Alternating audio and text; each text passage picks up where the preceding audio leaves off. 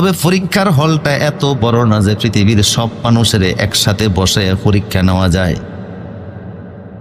আল্লাহর হলটা এত বড় না যে পৃথিবীর সব মানুষের একসাথে বসাইয়া একসাথে পরীক্ষা নেওয়া যায়। কারণ পৃথিবী নামক হলটা অনেক ছোট, এই জন্য একসাথে দুনিয়ার মানুষকে পৃথিবীতে আল্লাহ আনেন নাই। এক বেশ আনেন, পরীক্ষা দেয়, বিদায় হয়, আউট হয়, আবার আরেক বেশ চলে আসে। আল্লাহু আকবার। হল যেহেতু ছোট, এই জন্য একসাথে সবাই রে আনেন না।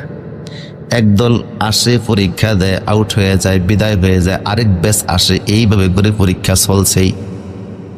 আর যখন ইসরাফিল আলাইহিস সালাম সিংহারের ভিতরে ফু দিবে, তখন পরীক্ষা নামক হলটাকে আল্লাহ ভেঙ্গে দিবেন। মানুষের আগমনও শেষ, পরীক্ষাও শেষ, হলের ব্যবস্থাও ওই যে ভেঙ্গে দিবেন, সেই ভেঙ্গে দেওয়াটার নাম হলো কিয়ামত। কি নাম?